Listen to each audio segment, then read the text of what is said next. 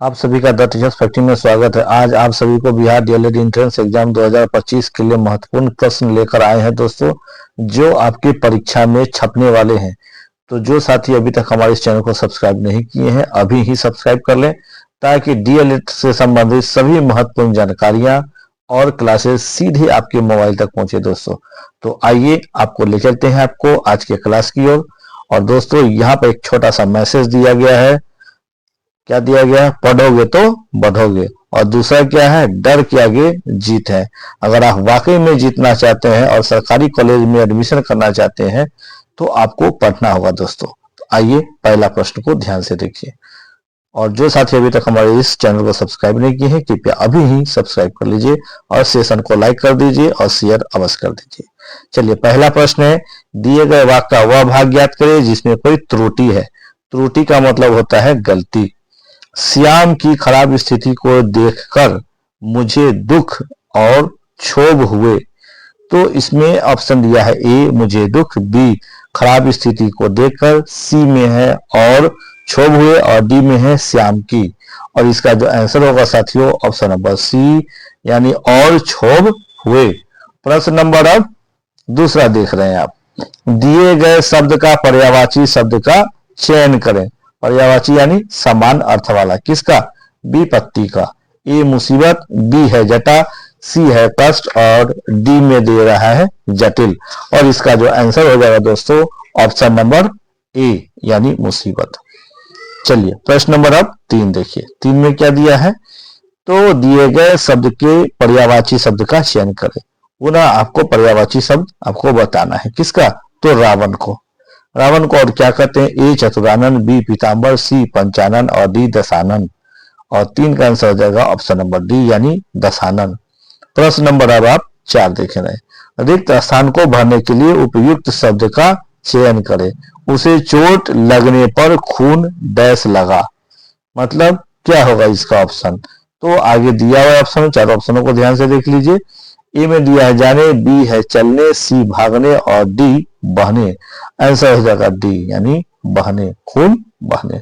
5 number प्रश्न है, निम्नलिखित में से उस विकल्प का चयन करें जो चिकना घड़ा मुहावरे का अर्थ व्यक्त करता है। ए निर्लज व्यक्ति, बी मजबूत घड़ा, सी घड़ा चिकना करके पानी भरना और डी घड़े का चिकना होना। और 5 का आंसर है ऑप्शन नंबर ए यानी निर्लज व्यक्ति। प्रश्न नंबर है 6, जिसकी प्रभा बिजली के समान हो के लिए निम्नलिखित कौन सा एक शब्द उपयुक्त है?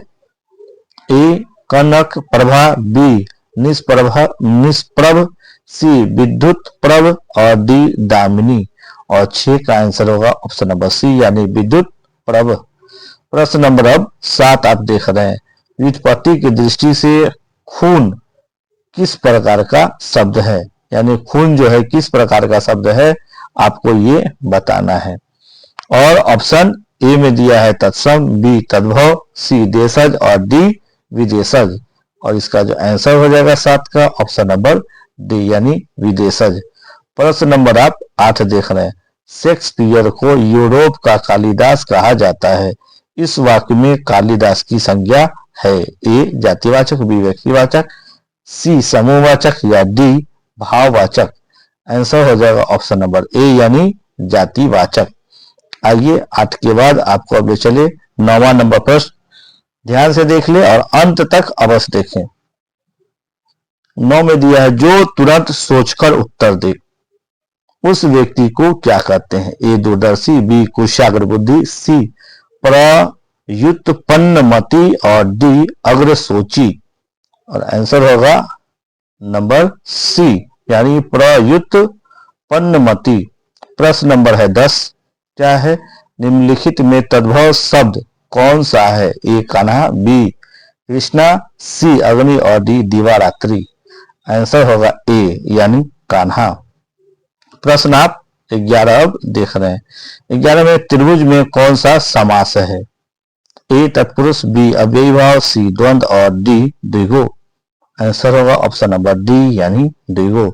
प्रश्न है 12, इनमें बहुब्रीहि समास का उदाहरण है, कौन सा है? ए में दिया हुआ आंख फोड़वा, बी अठन्नी, सी पीताम्बर, डी गौरी शंकर तो इसमें से आंसर क्या होगा? आंसर हो जाएगा सी यानी पीतांबर। प्रश्न नंबर आप 13 देख रहे हैं। अतरंग का विपरीतार्थक शब्द क्या होगा? विपरीतार्थक का मतलब होता है उल्टा। ए बहिरंग, बी हार्दिक, सी अंदरूनी और डी गुड। और 13 का जो आंसर होगा ऑप्शन नंबर ए यानी बहिरंग। प्रश्न अब 14 है। व्योमकेश किसका पर्यायवाची शब्द है? पर्यायवाची यानी समान अर्थ वाला। ए ब्रह्म, बी विष्णु, सी इंद्र और डी शिव। आंसर हो जाएगा ऑप्शन नंबर डी यानी शिव। 14 के बाद 15वां नंबर प्रश्न को भी ध्यान से देखिए। 15 में है कमल शब्द का वर्ण विन्यास होगा, यानी इसको वर्णों को खंड खंड कर देना है। क्या होगा? इसमें 4 ऑप्शन दिया हुआ है। आंसर हो जाएगा सी क जोड़ अ जोड़ म जोड़ अ जोड़ ल जोड़ अ। 16 नंबर प्रश्न है। आप मेरे घर अवश्य पधारें, इस वाक्य में आप क्या है? ए उत्तम पुरुष, बी मध्यम पुरुष, सी अन्य पुरुष या डी निजवाचक सर्वनाम। 16 का आंसर है बी यानी मध्यम पुरुष। प्रश्न है 17। मेरे तो गिरधर गोपाल दूसरो न कोई, जाके सिर मोर मुकुट मेरो पति सोई। उपयुक्त पंक्ति में कौन सा रस है? ए हास्य, बी करुण, सी श्रृंगार और डी शांत। और 17 का आंसर हो जाएगा सी यानी श्रृंगार। प्रश्न नंबर अब आप 18 देख रहे हैं। अखियां हरि दर्शन की भूखी, कैसे रही रूप रस रांची, ए बतिया सुनी रूखी। उपयुक्त पंक्ति में कौन सा रस है? ए शांत रस, बी वियोग श्रृंगार रस, सी वीर रस और डी संयोग श्रृंगार रस। 18 का आंसर हो जाएगा सी यानी वीर रस। 19 नंबर प्रश्न है। नहीं पराग नहीं मधुर मधुर मधु, नहीं विकास यही काल, अली कली ही 100 बांधियो, आगे कौन हवाल। उपरोक्त छंद किस प्रकार का है? अब यहाँ पर छंद बताना है, तो छंद के लिए 4 ऑप्शन यहाँ पर दिया गया है, ध्यान से देख लीजिए। ए में दिया है छप्पय, बी वर्वय, सी सोठा और डी दोहा। और इसका आंसर हो जाएगा ऑप्शन नंबर डी यानी दोहा। प्रश्न है 20। सभी प्रश्नों को ध्यान से देखिए।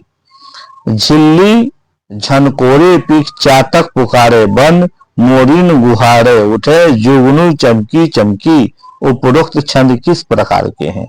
ए देव घनाक्षरी, बी चौपाई, सी हरि गीतिका और डी उल्लाला। और 20 का जो आंसर हो जाएगा ऑप्शन नंबर ए यानी देव घनाक्षरी। 21 नंबर प्रश्न है। सर्वश्रेष्ठ रस किसे माना जाता है? ठीक है, यहाँ जूस की बात नहीं हो रही है, ध्यान रखिए। ए रौद्रस, बी श्रृंगार रस, सी वीर रस और डी करुण रस। और इसका जो आंसर हो जाएगा यानी 21 का बी हो जाएगा यानी श्रृंगार रस। प्रश्न नंबर है 22। 22 में है चिरंजीवी जोड़ी जुड़े, क्यों न स्नेह गंभीर, जो घटी ये वृष भानुजा, वे हलदर के वीर। उपयुक्त पंक्ति में कौन सा अलंकार है? पुनः यहाँ पे अलंकार आपको बताना है। ए उत्प्रेक्षा, बी श्लेष, सी रूपक और डी यमक। आंसर हो जाएगा बी यानी श्लेष। तो इस तरह के प्रश्न कई आपको परीक्षाओं में सभी प्रश्न आएंगे, तो आप जो है प्रैक्टिस करते रहेंगे तभी आपको याद रहेगा और आप वहां कंप्यूटर के स्क्रीन पर सही टिक कर पाइएगा। आइए 23 नंबर प्रश्न है। सितारे हिंद किस लेखक का उपनाम था?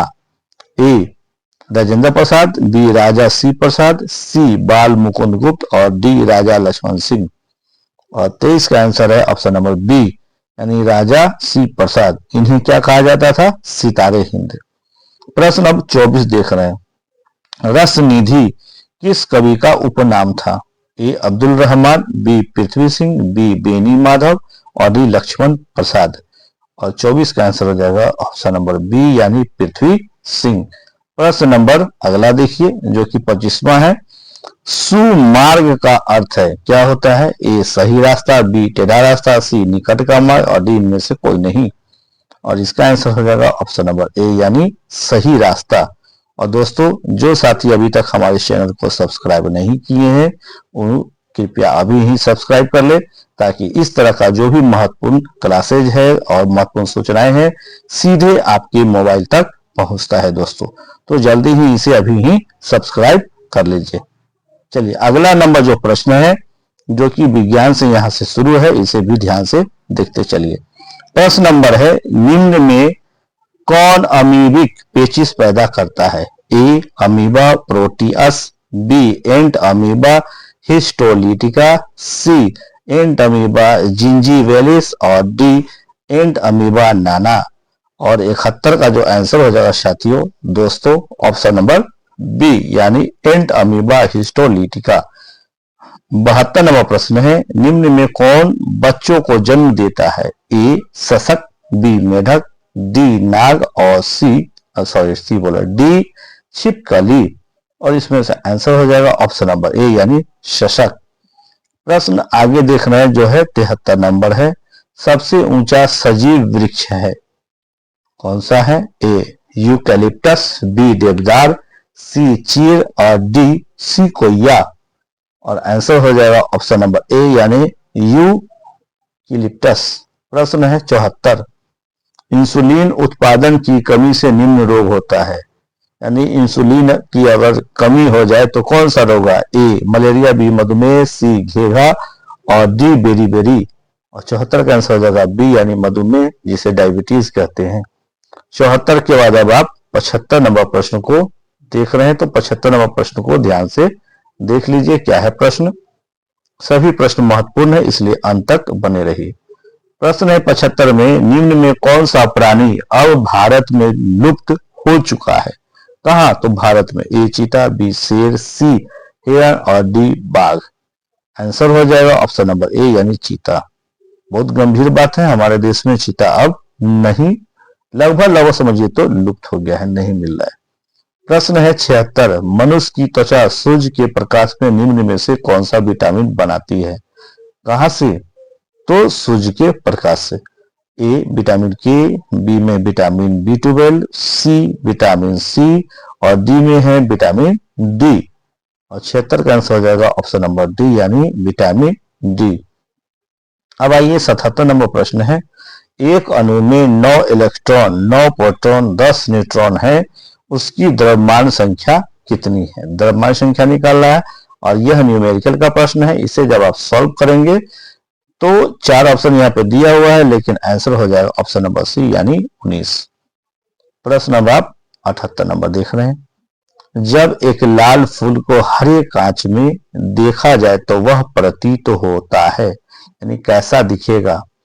ए लाल, बी हरा, सी पीला और डी काला। आंसर होगा डी यानी काला। प्रश्न 79, काला विवर नाम इसलिए दिया गया कि किस लिए दिया गया? इसमें 4 ऑप्शन यहाँ पे दिया हुआ है, 4 ऑप्शनों को ध्यान से देख लीजिए। काला विवर अगर नाम दिया गया तो क्यों दिया गया? तो आंसर हो जाएगा सी, इसका गुरुत्व इतना अधिक होता है, यह प्रकाश तक को अंतरिक्ष प्रसारित होने से रोकता है, इसलिए क्या नाम दिया गया? काला विवर। चलिए 79 के बाद अगला नंबर प्रश्न की ओर चलते हैं, जो कि 80 नंबर प्रश्न है। और अभी तक इस सेशन को लाइक नहीं किए तो एक लाइक अवश्य कर दीजिए। चलिए 80 नंबर प्रश्न में दिया हुआ है, एक अणु पर उच्च ऊर्जा विकिरण पड़ने से एक या अधिक इलेक्ट्रॉनों के अपचयन को कहते हैं, क्या कहते हैं? ए प्रकीर्णन, बी आयनीकरण, सी विद्युत विश्लेषण और डी प्रवर्धन। आंसर हो जाएगा बी यानी आयनीकरण। प्रश्न 81 में है, यदि वायुमंडल 9 होता तो धरती की सतह पर दिन का औसत तापमान कितना होता? ए 0 डिग्री हो जाता, बी अधिक हो जाता, सी वही रहता जो अब है या डी गिर जाता। और 81 का आंसर हो जाएगा बी अधिक हो जाता, वायुमंडल अगर नहीं रहता तो। अब है 82 नंबर प्रश्न आप देख रहे हैं, निम्न की विकिरण से अधिकतम तरंगदैर्घ्य का चयन करें। ए लाल प्रकाश, बी नीला प्रकाश, सी एक्स किरण और डी गामा किरण। आंसर 82 का हो जाएगा ए यानी लाल किरण, लाल प्रकाश। ठीक है, क्या हो जाएगा? लाल प्रकाश। अब 83 नंबर प्रश्न में दिया हुआ है, पृथ्वी सूर्य के चारों ओर घूमती है, इस सिद्धांत को निम्नलिखित में से कौन उत्तम आधार प्रदान करता है? कौन सा अच्छा व्याख्या इसका करता है? ए दिन और रात का बनना, बी ग्रहणों का लगना, सी विभिन्न ऋतुओं का होना, या डी खगोलीय परिकलन की सरलता। और 83 का आंसर हो जाएगा सी, यानी विभिन्न ऋतुओं का होना। प्रश्न नंबर अब आप 84 देख रहे हैं। 12 मीटर लंबी और 12 किलोग्राम भार वाली एक समान छड़ को इसके केंद्र में धूराग्रस्त, और भी आगे इसका प्रश्न है उसे देख लीजिए पूरा, किया गया। एक सिरे से 3 मीटर दूरी पर 10 किलोग्राम का भार डाला गया। संतुलन बनाए रखने हेतु दूसरे सिरे पर कितना भार डालना चाहिए? न्यूमेरिकल का प्रश्न है। इसे जब आप सॉल्व करेंगे तो इसमें 4 ऑप्शन आप देख रहे हैं। ए 5 किलो, बी है 10 किलो, और सी 15 किलोग्राम, और डी में 20 किलोग्राम। और इसका जो आंसर अगर आप बात करें 84 का, तो आंसर हो जाएगा ए, यानी 5 किलोग्राम। 85 नंबर प्रश्न है। ब्राउनी गति का निम्नलिखित में से कौन सा कथन निदर्शन करता है? ए द्रव में संवहनी गति, बी गुरुत्व के प्रभावाधीन द्रव में कणों का अवसादन, सी में दिया हुआ है द्रव में सूक्ष्म कणों की यादृच्छिक का जाति, और डी है गुरुत्व के प्रभावाधीन श्याम माध्यम में गोलाकार कणों की समान गति। और 85 का आंसर हो जाएगा ऑप्शन नंबर सी हो जाएगा दोस्तों, यानी द्रव के सूक्ष्म कणों की यादृच्छिक का जाति। अब है 86 नंबर प्रश्न है। बीटा कणे वास्तव में है। बीटा कणे क्या है? 4 ऑप्शन दिया हुआ है, ध्यान से देख लीजिए। आंसर हो जाएगा डी, यानी रेडियोधर्मी न्यूक्लियस द्वारा उत्सर्जित इलेक्ट्रॉन है। अब है 87 नंबर प्रश्न है। क्या दे रहा है 87 नंबर प्रश्न में? एक घर में लगे 2 बल्बों में से एक दूसरे से तेज रोशनी देता है, दोनों में से किसका प्रतिरोध अधिक है? और इसके लिए आपको 4 ऑप्शन मिल जाते हैं। 4 ऑप्शनों को ध्यान से देख लीजिए। ए मध्यम बल्ब, बी चमकीला बल्ब, सी दोनों का, और डी चमक प्रतिरोध पर निर्भर नहीं करती। और इसका जो आंसर हो जाएगा 87 का बी, यानी चमकीला बल्ब। प्रश्न है 88। एक ऊंची क्षमता वाली बिजली की तार पर एक पक्षी बैठा है, वह तुरंत मर जाता है, बी उसे हल्का सा झटका लगता है, सी वह अप्रभावित रहता है, या डी उसे जानलेवा झटका लगता है। और 88 का आंसर हो जाएगा सी, वह अप्रभावित रहता है। चलिए 89 देखिए। अस्थाई चुंबक बनाने के लिए उपयुक्त है। कौन सा चीज है जिसे हम जो है अस्थाई चुंबक बना सकते हैं? किस धातु से? 4 ऑप्शन दिया है। ए तांबा, बी लोहा, सी इस्पात, और डी एल्यूमिनियम। और आंसर हो जाएगा सी, यानी इस्पात।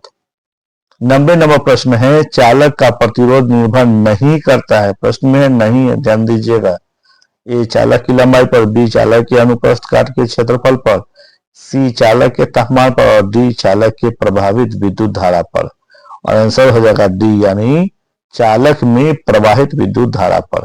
अब आपका यहाँ से सामाजिक अध्ययन के प्रश्न है, तो इसे भी ध्यान से देखें, अंत तक बने रहें और अपने मित्रों को इस सेशन को अवश्य शेयर कीजिए ताकि उन्हें भी लाभ मिले। 91 में दिया हुआ है भारतवर्ष में कितने राज्य हैं? और 91 का 4 ऑप्शन है। ए 22, बी 26, सी में है 28, और डी में है 21। तो कृपया आप इसका आंसर कमेंट करके दें। चलिए 91 के बाद आप 92 नंबर प्रश्न को ध्यान से देखें। अशोक की राजधानी कहाँ थी? 4 ऑप्शन है।